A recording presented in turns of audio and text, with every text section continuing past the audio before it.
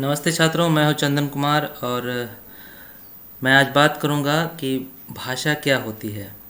भाषा से संबंधित इस लेक्चर में भाषा की परिभाषा और प्रकृति और विशेषताओं पर हम चर्चा करेंगे। तो हम शुरू करते हैं आगे। इससे पहले मैं बता दूं कि मुंगेर यूनिवर्सिटी और कई विश्वविद्यालयों के बीए के पाठ्यक्रम में यह पाठ है भाषा विज्ञान का कि भाषा किसे कहते हैं। हम अभी पहले पाठ में हैं भाषा विज्ञान के कि भाषा क्या होती है। सबसे पहले हम इस पर चर्चा करेंगे। आइए हम आगे बढ़ते हैं कि भाषा किसे कहते हैं, समझते हैं पॉइंट टू पॉइंट। भाषा की परिभाषा के मुताबिक बच्चों ये भाषा शब्द जो है भाष धातु से निर्मित हुई है। ये संस्कृत का भाष धातु जिसका अर्थ होता है बोलना। भाषा उच्चरित ध्वनि प्रतीकों की ऐसी यादृच्छिक व्यवस्था है जिसके द्वारा समुदाय या समाज विशेष के लोग आपस में भावों या विचारों का आदान प्रदान करते हैं। एक बात इसमें गौर करने वाली है कि यादृच्छिक व्यवस्था का मतलब क्या होता है। यादृच्छिक व्यवस्था का मतलब होता है मानी गई व्यवस्था। मतलब हमारे पूर्वज जिस या जिन प्रतीकों को मानते हैं, जिन परंपराओं को मानते हैं, जिन भाषिक प्रतीकों का उपयोग अपने संवाद में करते हैं, वह एक मानी हुई व्यवस्था है। उसको बस मान लिया गया है। जैसे कि हम रोमन में जैसे अ को ए की तरह लिखते हैं और हिंदी में अ लिखते हैं, तो ये जो भाषिक प्रतीक है ये माना गया है। इसे अगली पीढ़ी चाहे तो बदल सकती है या मानकीकरण के दौरान हम इसे बदलते रहते हैं। तो इसका मतलब है यादृच्छिक व्यवस्था है। ये भाषा की जो प्रतीक बद्धता है यह हमारे पूर्वजों द्वारा अभी तक लगातार चली आ रही व्यवस्था है जिसे माना गया है। इसके द्वारा समुदाय या समाज विशेष के लोग आपस में भावों या विचारों का आदान प्रदान करते हैं। मनुष्य के मुख से निकली सार्थक और संगत ऐसी ध्वनियाँ जिसके माध्यम से वह दूसरों तक अपनी बात पहुंचाता है भाषा कहलाती है। फिर चौथा पॉइंट है भाषा वह साधन है जिसके माध्यम से हम लिखकर या बोलकर अपने मन के भाव या विचार दूसरों तक पहुंचाते हैं और साथ ही साथ दूसरों के भाव या विचार सुनकर या पढ़कर ग्रहण भी करते हैं। कुल मिलाकर भाषा की ये परिभाषा है जिसमें हम ये समझ सकते हैं कि भाषा भाष धातु से निर्मित है जिसका अर्थ बोलना है और इस बोलने का एकमात्र मकसद है कि हम अपने विचारों को एक दूसरे से साझा करें और दूसरे के विचारों को खुद समझें और उसका प्रत्युत्तर दें। इन सब का माध्यम भाषा होती है। आगे बढ़ते हैं। आगे हम भाषा की प्रकृति और विशेषता पर बात करेंगे। पहले देखते हैं कि जो पहला मुख्य बिंदु है यह है कि अर्जन। भाषा का अर्जन होता है। भाषा एक अर्जित संपत्ति है। मनुष्य जब समाज में पैदा होता है तो वह अपने पिता, अपने आसपास के लोगों से भाषा को अर्जित करता है।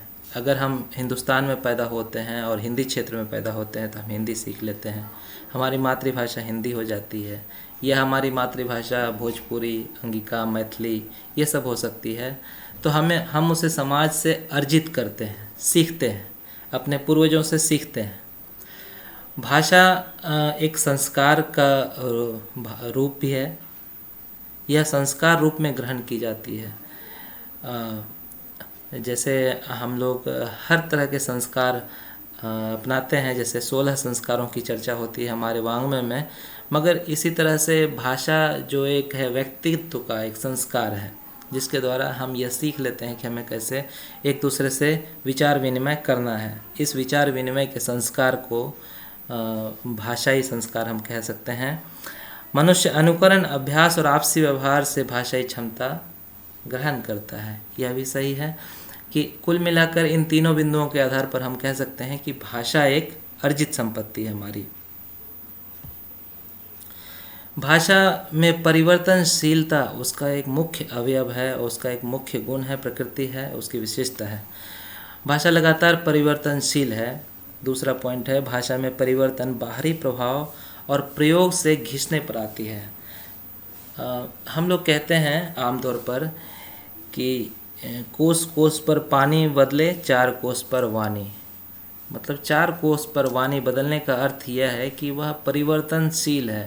क्षेत्र के प्रभाव से, जैसे बाहरी प्रभाव से भी वह घिस जाती है, या फिर प्रयोग से, दूसरे बाहरी लोगों के प्रयोग से भी उसमें परिवर्तनशीलता आती है।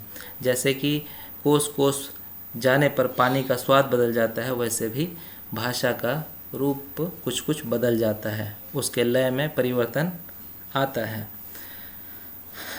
फिर आगे है सामाजिकता।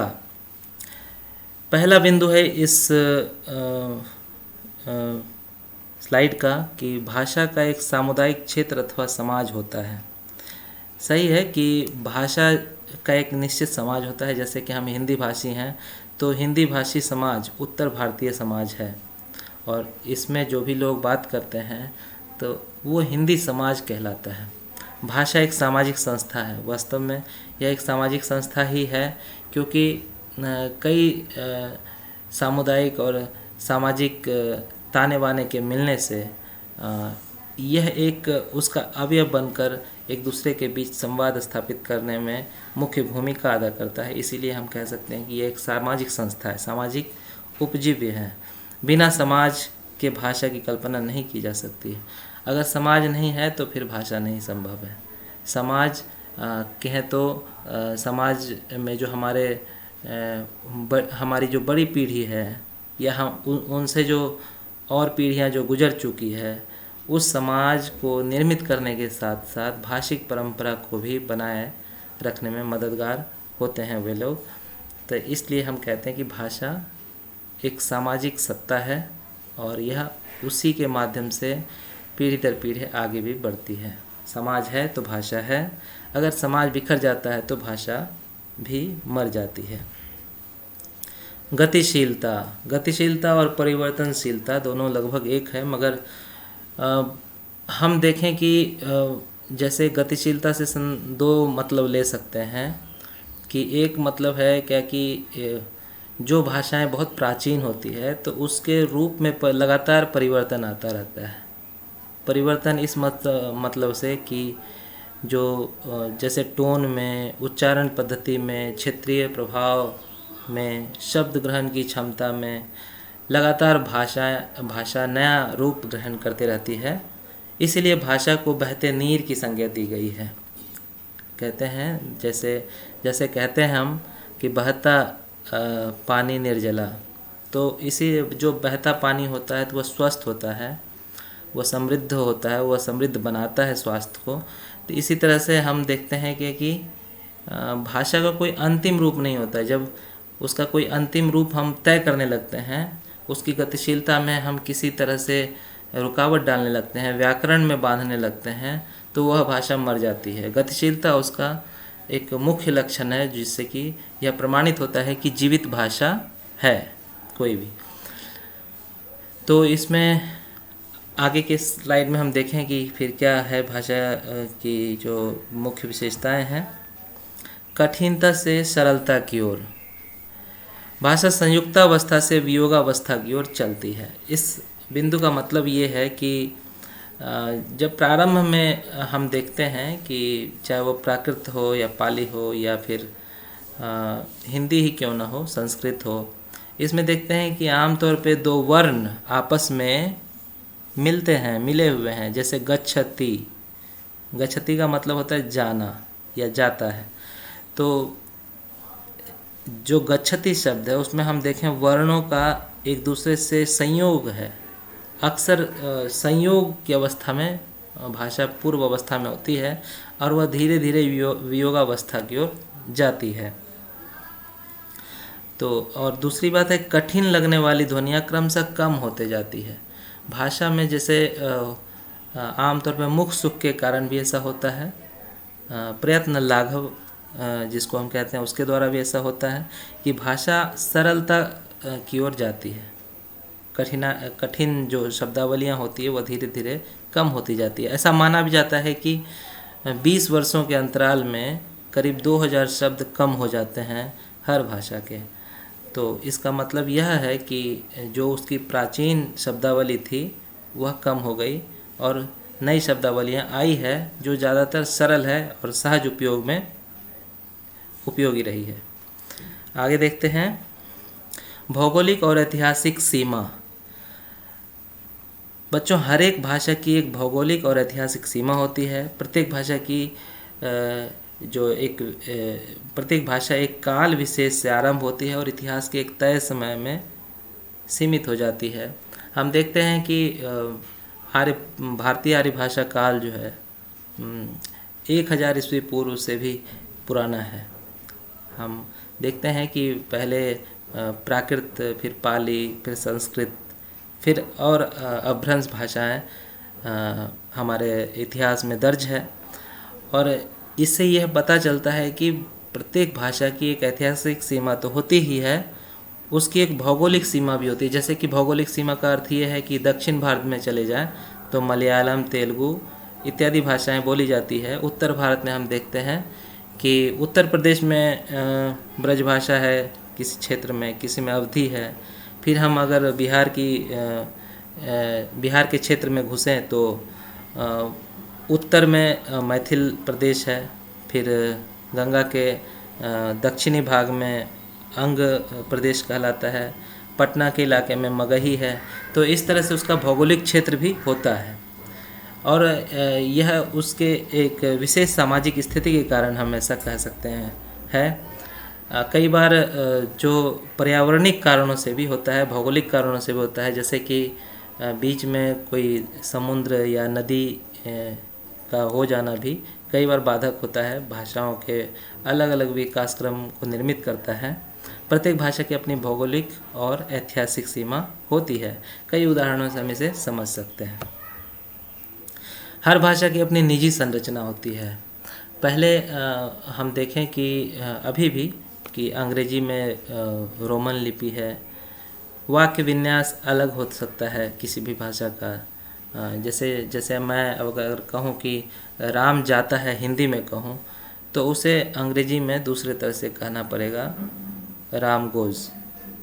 तो इस तरह फिर जैसे लिंग है, वचन है, कारक है, ये सब अलग अलग हो सकते हैं भाषा के। तो अपनी अपनी निजी संरचना से भाषा का जो अपना निजी व्यक्तित्व होता है वह निर्मित होता है। आगे देखें, भाषा स्थूलता से सूक्ष्मता की ओर चलती है। असल में भाषा शुरुआत में स्थूल सूचनाओं की वाहक होती है। मतलब स्थूल सूचनाओं का अर्थ ये है कि जैसे बहुत ज़रूरी जो भौतिक चीज़ें हमारे जीवन में होती है, हम संवाद के दायरे में अक्सर उसका उपयोग करते हैं। जैसे वह जाता है, वह खाता है, मुझे पानी चाहिए, ये स्थूल सूचनाएं हैं। मगर आवश्यकता और लगातार प्रयोग से भाषा में सूक्ष्म मनोभाव और विचारों की अभिव्यक्ति का गुण आते चला जाता है। तो ये बहुत ही मुख्य विशेषता है और इसकी प्रकृति ही भाषा की ऐसी है। तो कुल मिलाकर हम आज भाषा से संबंधित पाठ को इस तरह समाप्त करते हैं। बहुत बहुत धन्यवाद। अगर ये पाठ अच्छा लगा हो तो ज़रूर लाइक करें, शेयर करें और सब्सक्राइब करें चैनल को। नमस्ते।